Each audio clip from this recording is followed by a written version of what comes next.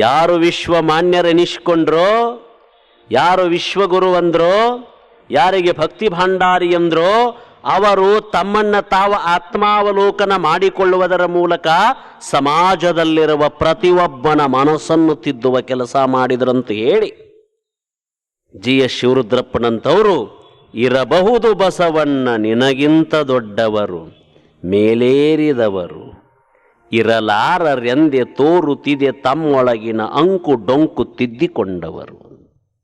ಬಸವಣ್ಣರು ಏನು ಮಾಡಿದರು? ತಮ್ಮೊಳಗಿನ ಅಂಕು ಡೊಂಕು ತಿದ್ದಿಕೊಂಡವರು. ನಾನು ಮಾಡೋದ್ರಿಂದ ಏನ್ರಿ, ಯಾರಾದರೂ ಮನೆಗೆ ಅತಿಥಿಗಳು ಬಂದ್ರೆ ನಾನು ಹಿಂಗೆ ಮಾಡೋದ್ರಿಂದ ಮಕ್ಕಳು ಅದನ್ನು ಮಾಡ್ತವ. ಬಾರೋ ಹೋಗೋ ಅಂದ್ರೆ ಅವು ಹಂಗೆ ಶುರು ಮಾಡ್ತವ. ಬರ್ರಿ ಕೂಡ್ರಿ ಅಂದ್ರೆ ಹಂಗೆ ಕಲಿತಾವ. ಅದೆಲ್ಲ ನಿಮ್ಮ ಕೈಯಾಗೈತೆ ನೋಡಿ ಏನ್ರಿ, ಅದೆಲ್ಲ ನಿಮ್ಮ ಕೈಯಾಗದ.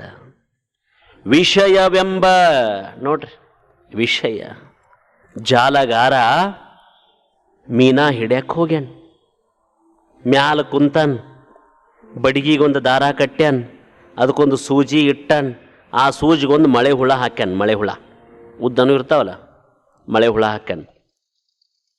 ಮಳೆ ಹುಳ ಅದಕ್ಕೆ ಯಾಕೆ ಹಾಕ್ಯಾನಂದ್ರೆ ಮೀನು ತಿಂದ ಆರಾಮಿರಲಿ ಅಂತ ಅಲ್ಲ.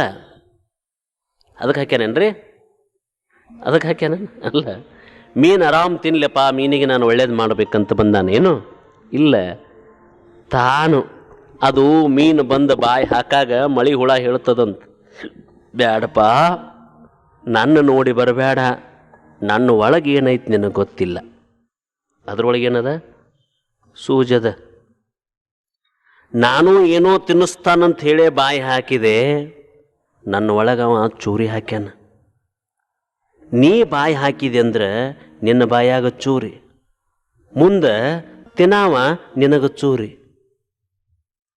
ಗೊತ್ತಾತಿಲ್ಲ ನಿಮಗೆ? ಅವ ನಿನಗ ಚೂರಿ ಹಾಕ್ತಾನ. ಬೇಡ ಬೇಡ ಅಂದ್ರ ವಿಷಯ ರಸ ಮೀನು ಬಂತ, ಬಿತ್ತ ಬಲಿಗೆ. ಬಲಿಗೆ ಬಿದ್ದರೆ ಏನು ಹಾಕಿದ್ದಲ್ಲ, ಬಾಯಿಗೆ ಬಿತ್ತು. ಈಗ ಹಳ್ಳಿ ಊರಾಗ, ಇಲ್ಲಿ ಪಟ್ಟಣದಾಗಿಲ್ಲ ಅಷ್ಟು ಸೊಳ್ಳೆನೂ ಇಲ್ಲ. ಇಲ್ಲಿ ನಾನು ನೋಡಿದ್ದೀನಿ, ನಾನಿದ್ದ ಮನೆಯಾಗಂತೂ ಸೊಳ್ಳೆ ಇಲ್ಲ, ಭಾಳ ಸ್ವಚ್ಛ ಅದ. ಈ ಇಲಿ ಇರ್ತಾವೆ, ಇಲಿ ಇಲಿ ಇಲಿಗೆ ಒಂದು ಬಲಿ ತರ್ತಿರ್ತಾರೆ. ಇಲಿ ಬಲಿ, ಅದು ಬಲೆ ಬಾಗಲ ಓಪನ್ ಮಾಡಿರ್ತಾರೆ. ಅಂದರೆ ಏನು, ಎಲ್ಲ ಇಲಿ ಬರಲಿ ಅಂತ, ಒಳಗೆ ಬಂದು ಆರಾಮ್ ಊಟ ಮಾಡಿ ಹೋಗ್ಲಿ ಅಂತೇನು ಇಲ್ಲ. ಅದಕ್ಕೆಲ್ಲ ಕೋತಂಬರಿ ಬಜ್ಜಿ ಗಿಜಿ ಎಲ್ಲ ಇಟ್ಟಿರ್ತಾರೆ. ಆ ಏನು ಬಾಗಿಲು ಇರ್ತೈತಲ್ಲ, ಬಾಗಲು ಹುಕ್ಕ ಒಳಗೆ ಏನಿರ್ತೈತಲ್ಲ ಬಜ್ಜಿಗೆ ಹಾಕಿರ್ತಾರೆ. ಬಜ್ಜಿ ತಿನ್ನೋದಲ್ಲ, ಬರೀ ಮುಟ್ಟಿದ್ರೆ ಸಾಕು ಬಾಗಿಲು ಬಂದಾಗತ್ತೆ. ಹೊರಗೆ ಆರಾಮ್ ತಿರ್ಗಾಡ್ಕೋತ ಇರ್ತಕ್ಕಂಥ ಇಲಿ ಬಿತ್ತ ಬಲಿ, ಒಳಗೆ ಹೋತು ತಿಂದಿಲ್ಲದನ್ನ. ಬಹಳ ಬಹಳ ಚಾಣಾಕ್ಷಮತಿಗಳು ಬಸವಣ್ಣನವರು. ವಿಷಯವೆಂಬ ಹಸುರ ನೆನ್ನ ಮುಂದೆ ತಂದು ಪಸರಿಸಿದೆ ಅಯ್ಯ. ಹೆಂಗದಲ್ಲ? ಸಾಧುವಾಗ್ಬೇಕಂತ ಅಡವ್ಯಾಗದಾನ, ಸಾಧುವಾಗ್ಬೇಕಂತ.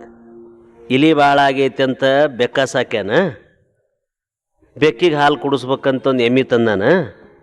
ಎಮ್ಮಿ ಕಾಯಕೊಂದು ಹುಡುಗಿನ ಕರ್ಕೊಂಬಂದಾನ. ನಿನಗೂ ಯಾರಿಲ್ಲ ಅಂತ ಮದುವೆ ಆಗ್ಯಾನ.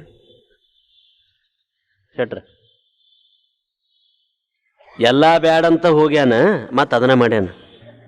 ವಿಷಯವೆಂಬ ಏನ್ರಿ ಹಸುರ ನೆನ್ನ ಮುಂದೆ ತಂದು ಪಸರಿಸಿದೆ ಅಯ್ಯ.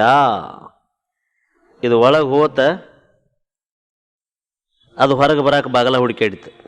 ಬಾಗಿಲು ಸಿಗ್ತೈತೇನ ಅದಕ್ಕೆ? ಇಲ್ಲ. ಅದ್ರ ಬಾಗಲ ತೆಗೆದ್ರೆ ಮೃತ್ಯುವಿನ ಬಾಯಿಗೇನೆ ಆಹುತಿ ಆಗೋದು. ಸಣ್ಣ ಸಣ್ಣ ಇಲಿ ಬಂದು ಅಂತ, ಅವು ಒಬ್ಬನ ಒಳಗೆ ಇಲಿ ಬಜಿ ತಿನ್ನಕತ್ಯಾನ, ಸ್ವಲ್ಪ ಬಾಗಲ ತೆಗಿ ಅಂತ ಅಂದು ಅಂತವು ದೊಡ್ಡ ಇಲಿಗೆ. ಅದು ಹೇಳ್ತಂತ, ನಾನು ಹಿಂಗೆ ಹುಡುಕ್ಯಾಡ್ಕೊತ ಬಂದು ಇದರ ಆಸೆಗೆ ಒಳಗೆ ಬಂದೆ. ನೋಡಲ್ಲಿ ಬಜಿ ಹೆಂಗೈತಿ, ನಾ ತಿಂದೇ ಇಲ್ಲ ಅದನ್ನು, ನೀವು ಒಳಗೆ ಬರಬೇಡ್ರಿ ಅಂತ ಅದು ಹೇಳಿತು. ಬಾಗಲ ತೆಗೆದ್ರೆ ಸಾಕಂತ ಹೊರಗಿಂದು ಹೇಳಿತು. ಇಷ್ಟಾಗೈತಿ ಇದ್ರ ಪ್ರಪಂಚ. ಮದುವೆ ಆದವ್ರು ಏನು ಅನ್ನಕತ್ಯಾರ, ಇದ್ರಾಗ ಏನಿಲ್ಲೋ ತಮ್ಮ, ನೀ ಹೇಳಕತ್ತಿ ಬಿಡು, ನಾವು ಬರೋವ್ರ ಇದು ಹೊರಗಿಂದ. ಹಿಂಗಾಗಿ ಒಂದು ಕಲ್ಯಾಣ ಮಂಟಪ ಖಾಲಿ ಇಲ್ಲ ನೋಡಿ. ದೊಡ್ಡ ಇಲಿ ಬುದ್ಧಿ ಹಿಡಿದ್ರೆ ಸಣ್ಣ ಇಲಿ ಮಾತಾಡ್ತಾವ, ಹೌದಾ? ಅದಕ್ಕೆ ಅವ್ರಂತಾರ, ಸುಬುದ್ಧಿ ಎಂಬ ಉದಕವ ನೆರೆದು ಒಳ್ಳೆ ಬುದ್ಧಿ ಕೊಡಪ್ಪ ನನಗೆ. ಪ್ರಾರ್ಥನೆ ಎಂಥದ್ದು ನೋಡು, ನನಗೆ ಒಳ್ಳೆ ಬುದ್ಧಿ ಕೊಡು, ನನ್ನ ಮನಸ್ಸು ಚಂಚಲ ಆಗಲಾರ್ದಂಗೆ ನೋಡ್ಕೋ. ಸುಬುದ್ಧಿ ಎಂಬ ಉದಕವ ನೆರೆದು ಭಕ್ತಿ ರಸವ ದನಿಯ ಮೇಯಿಸಿ. ನೋಡ್ರಿ, ನನಗೆ ಎಂಥದ್ದು ರಸ ಕುಡಿಸ್ಬೇಕು ನೀನು?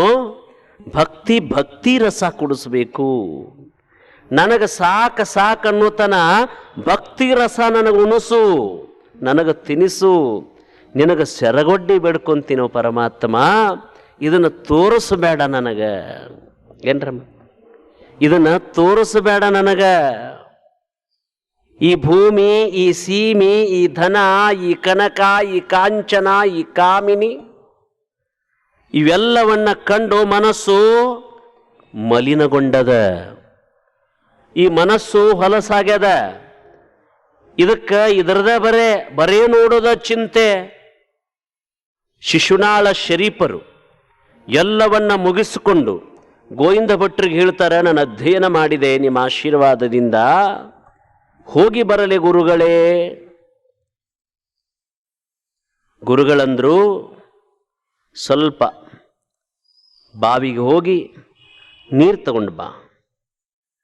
ಬಾವಿಗೆ ನೀರು ತರಕ್ಕೆ ಹೋದ್ರು. ಬಹಳ ಶರೀಫ್ರಂದ್ರೆ ಶರೀಫ್ರವ್ರು, ಸಂತ ಶರೀಫ ಅಂದರವ್ರಿಗೆ, ಭಾವೈಕ್ಯತೆಯ ಶರೀಫ ಅಂದರವ್ರಿಗೆ, ಭಕ್ತಿಯ ಶರೀಫ ಅಂದರವರಿಗೆ, ತತ್ವಪದಗಳ ಶರೀಫ ಅಂತ ಕರೆದಿದ್ದಾರೆ. ನೀರು ತುಂಬಾಗ ಯಾರೋ ಒಬ್ಬರು ಗೌಡರ ಸೊಸೆ ನೀರಿಗೆ ಬಂದಿದ್ಲಂತ. ಅವ್ರೇನು ಹಿಂಗೆ ಸಹಜವಾಗಿ ಯಾರಂತ ಹಿಂಗೆ ನೋಡಿ ಮತ್ತು ತಮ್ಮ ನೀರು ತುಂಬ್ಯಾರ. ಅಷ್ಟು ಅವ್ರ ಆತ್ಮಕ್ಕೆ ಹೇಳಿದ್ರಂತ, ನಿನಗೆ ಧಿಕ್ಕಾರ ಅಲ್ಲೇನು, ನಿನಗೆ ಧಿಕ್ಕಾರ ಅಲ್ಲೇನು? ನೀರು ತುಂಬುವಾಗ ನೀರನ್ನು ನೋಡೋದು ಬಿಟ್ಟು ನಾರಿನ್ನು ನೋಡ್ತೀಯಲ್ಲ ಹುಚ್ಚ. ಯಾರಿಗೆ? ಅವ್ರಿಗೆ. ಸಾವುಕಾರ ಮನೆಗೆ ಹೋದ್ರಂತ ಹೆಣ್ಮಗಳು ಬೆನ್ನತ್ತಿ ಅವ್ರು ಭಾಳ ಸಂತೋಷಪಟ್ಟರು. ಸಂತರು ನಮ್ಮ ಮನೆಗೆ ಬಂದರು, ಖುಷಿ ಆದರು. ಯಾಕ್ರಿಪ್ಪ? ಯಾಕೆ? ಏನಿಲ್ರಪ್ಪ, ನಮ್ಮ ದನ ಮಂದಿ ಹೊಲದಾಗ ಹೋದ್ರೆ ಅವ್ರು ಏನು ಮಾಡ್ತಾರಪ್ಪ? ಎರಡು ಹೊಡಿತಾರ ಅಂದ್ರು. ಅದ ಬಾರ್ಕೋಲ್ ತೊಗೊಂಡಿದ್ದನು, ಒಂದಿಷ್ಟು ಹೊಡಿಬೇಕ್ರಿಪ್ಪ ನೀವು. ಯಾಕ್ರಿಪ್ಪ ಅಂದರು. ನಿಮ್ಮ ಸೊಸೆ ನನ್ನ ಮಗಳು, ನಮ್ಮ ಅವ್ವ ಅವಳು, ನೀರಿಗೆ ಬಂದವ್ರು ಯಾರಂತ ನಾನು ನೋಡಿದೆ. ಏನು ತಪ್ಪದ?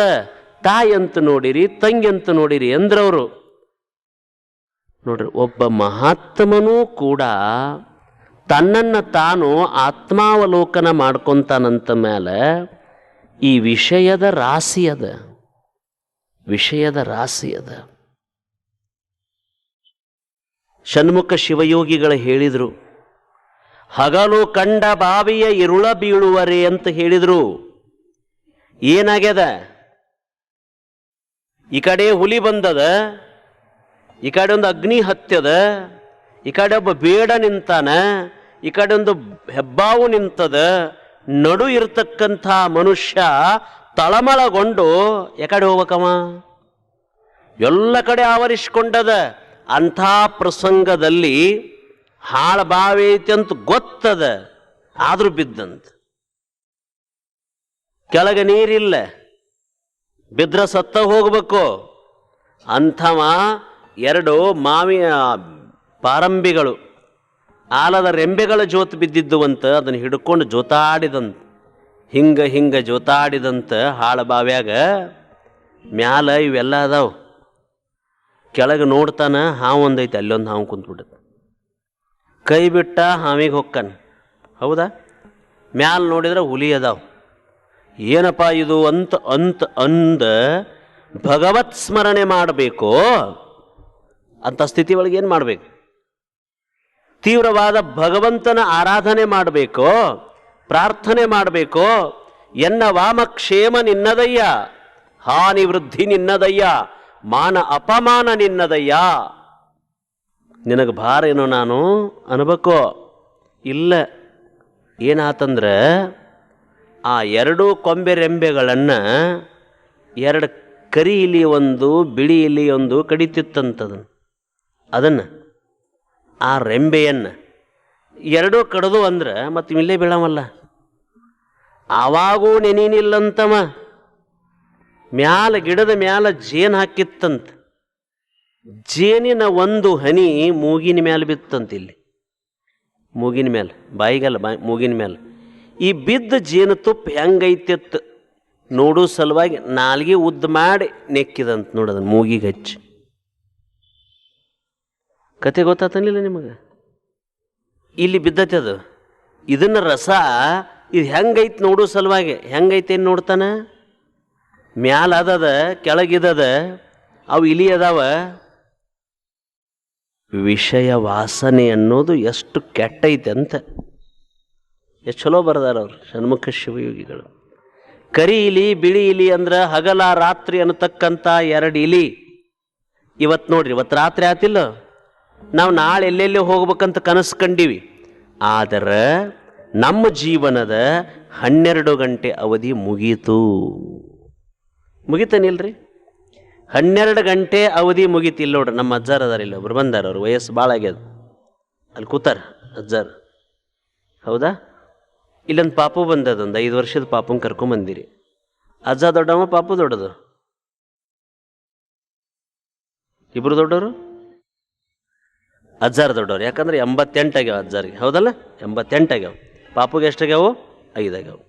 ಅನುಭಾವಿಗಳು ಹೇಳ್ತಾರೆ, ಪಾಪು ದ್ವಾಡದಂತ, ಅಜ್ಜ ಸಣ್ಣವಂತ. ಅಜ್ಜಾಗ 100 ವರ್ಷದಾಗ 88 ಹೋಗ್ಯಾವ. ಬಾಕಿ ಎಷ್ಟು ಉಳ್ದಾವೀಗ? 12 ಉಳ್ದಾವ. ಹುಡುಗ 95 ವರ್ಷ ಉಳ್ದಾವ. ಆಯುಷ್ಯ 5 ಹೋಗ್ಯಾವ. ಈ ಅಜ್ಜನು 88 ಹೋಗ್ಯಾವ. ಉಳ್ದಾವೆಷ್ಟು? 12. ಹುಡುಗನ ಎಷ್ಟು? 95. ದೊಡ್ಡವ್ರು ಯಾರು? ಹಿಂಗೆ ಅನುಭಾವಿಗಳ ಚಿಂತನ ಇದು. ನಾವು ಎದ್ರವ ಸಾವಿನ ಸಮೀಪಕ್ಕೆ ಹೋಗ್ತೀವಿ. ನಾವು ಎದ್ರ ಸಾವಿನ ಸಮೀಪಕ್ಕೆ ಹೋಗ್ತೀವಿ. ಅದಕ್ಕೆ ಮೊನ್ನೊಂದು ಕಡೆ ಬರೆದಿದ್ರು ನೋಡಿ, ನಾನೂ ಮಲ್ಕೊಂಡೆ, ನಾ ಸಾಲ ಮಾಡಿದ ಸಾಲದ ಜೊತೆಗೆ ಮಲ್ಕೊಂಡೆ, ಮುಂಜಾನೆ ನಾನೊಬ್ಬನೇ ಎದ್ದೆ, ಆದರೆ ನನ್ನ ಜೊತೆಗೆ ಸಾಲ ಬಡ್ಡಿ ತಗೊಂಡು ಎದ್ದಿತ್ತು ಅಂತೆ. ಮಜಾ ಇಲ್ಲ? ನಾನೂ ಮಲ್ಕೊಂಡೆ, ಸಾಲ ಮಾಡಿದ್ದು ಮಲ್ಕೊಂತು, ಮುಂಜಾನೆ ನಾವು ಒಬ್ಬನೇ ಎದ್ದಿದ್ದೆ, ಸಾಲ ಬಡ್ಡಿ ತಗೊಂಡೆದ್ದಿತ್ತು ಅಂತೆ. 12 ತಾಸು ಹೋಗ್ಯಾವ, ಇನ್ನು ರಾತ್ರಿ 12 ತಾಸು ಹೊಕ್ಕಾವ. ಮಲ್ಕೊಳ್ಳಾಗ ಹಾಸಿಗೆಯಾಗ ಏನೇನು ಮಾಡೀನಿ ಅಂತ ಹೇಳಿ, ಈಗ ಅಕೌಂಟೆನ್ಸಿ ಒಳಗಿರುವಾಗ ಬ್ಯಾಲೆನ್ಸ್ ಶೀಟ್ ಹಾಕ್ಕಾರ ನೋಡಿ, ಲೆಕ್ಕಪತ್ರ ವಿಭಾಗ. ಹಂಗೆ ಬ್ಯಾಲೆನ್ಸ್ ಶೀಟ್ ಹಾಕಿದ್ರೆ ಬ್ಯಾಲೆನ್ಸ್ ನಿಮ್ದು ಏನೇನು ಹೇಳಬಹುದು, ಏನೇನು ಮಾಡಿದೆಪ್ಪ ಇವತ್ತಂತ ಹೇಳಬಹುದು. ನೋಡ್ಕೊಳ್ಳಿ, ನಾವು ನೋಡಬೇಕಲ್ಲ. ಏನು ಮಾಡಿದೆ ಸಮಾಜಕ್ಕೆ, ನಾನೇನು ಮಾಡಿದೆ? ಅದಕ್ಕೆ ಅವ್ರು ಕೈ ಜೋಡಿಸಿ ಹೇಳ್ತಾರೆ, ಸೆರಗೊಡ್ಡಿ ಬೇಡುವೆ ಕೂಡಲ ಸಂಗಮ ದೇವ, ಭಕ್ತಿ ರಸವನುನಿಸು, ಸುಬುದ್ಧಿಯನ್ನೇ ತುಂಬು. ಈ ತಲೆಯಾಗ ಬರೇ ದುರ್ಬುದ್ಧಿ ಅದಾವ. ಅವ್ರಿಗೆ ಒಳ್ಳೇದಾದ್ರೆ ನನಗೆ ಸಮಾಧಾನ ಆಗೋದಿಲ್ಲ, ಅವಳ ಗಂಡು ಹಿಡಿದ್ರೆ ನನಗೆ ಸಮಾಧಾನ ಇಲ್ಲ, ತಮ್ಮಗ ಮೊದಲು ನೌಕರಿ ಹತ್ತಿದ್ರೆ ಸಮಾಧಾನ ಇಲ್ಲ. ಅಣ್ಣ ತಮ್ಮದನ್ನು ಹೇಳೋದು, ಅಣ್ಣ ತಮ್ಮಂದು ಈ ಶರೀರಕ್ಕೆ ಸಮಾಧಾನವೇ ಇಲ್ಲ ನೋಡ್ರಿ. ಅದಕ್ಕೆ ಹೇಳ್ಯಾರ, ಎಲ್ಲ ದಾನಗಳಿಗಿಂತ ಸಮಾಧಾನ ಭಾಳ ಮುಖ್ಯ ಅಂತ. ಅವು ಮಾಡ್ಲಿಕ್ಕೆ ನಡೀತ ಸಮಾಧಾನ ಅನ್ನೋದು ಭಾಳ ಮುಖ್ಯ ಏನ್ರಿ, ಶಾಂತಿ ಅನ್ನೋದು ಬಹಳ ಮುಖ್ಯ. ಅದಕ್ಕೆ ಚಿಂತೆ ಮಾಡಿದ್ರು ನೋಡು, ಅಕ್ಕ ಚಿಂತೆ ಮಾಡಿದ್ಲು. ಬಸವಣ್ಣನವರು ಇದು ಸ್ವನಗ ಅಂದ್ರು. ಇದನ್ನು ಏನು ಮೆರವಣಿಗೆ ಮಾಡಿದ್ರು ಕೂಡ ಇದು ಮತ್ತ ಹಡಕೆಗೆ ಮೆಚ್ಚಿದ ಸ್ವನಗ, ಕಂಡಡನೆ ಬಿಡದು ತನ್ನ ಮುನಿನ ಸ್ವಭಾವವ. ಇದು ಎಲಿವಿಗೆ ಮೆಚ್ಚಿಕೊಂಡದ, ಇದು ಬಜಿ ತಿನ್ನಕ್ ಹೊಂಟದ, ಇದು ಕೆಟ್ಟದ ಕಡೆ ಎಳೀತದ. ಅದಕ್ಕೆ ಬಸವಣ್ಣವ್ರು ಒಂದು ಕಡೆ ಹೇಳ್ತಾರೆ, ನಾನಿತ್ತಲೆಳೆದರೆ ತಾನತ್ತ ಎಳೆವದು. ಇದನ್ನ ಪ್ರವಚನಕ್ಕೆ ಕರ್ಕೊಂಡು ಬರಕತ್ತಿದ್ದೆ. ದಾರಿ ಒಳಗ 500 ರೂಪಾಯಿಗೆ 3 ಸೀರೆ ಅಂತ ಹಚ್ಚಿದ್ರು. ನಾನಿತ್ತಲ್ ಎಳೆದರೆ ತಾನತ್ತ ಎಳೆವದು. ನಾನು ಈ ಕಡೆ ಕರ್ಕೊಂಡು ಬರ್ಬೇಕಂತ ಇದ್ರದಿತ್ತು, ಇದು ಎಳಿತದ ಅಲ್ಲಮ್ಮ ಅಂತಾನ. ಗುಹೇಶ್ವರನೆಂಬುವುದು ಅತ್ತಲೇ ನೀನಿತ್ತಲೇ. ಹಿಂಗಾಗಿ ನೀ ಇಲ್ಲೇ ಉಳಿದಿ, ಗುಹೇಶ್ವರ ನಿನಗೆ ಸಿಗಲಿಲ್ಲ ಮರುಳೇ.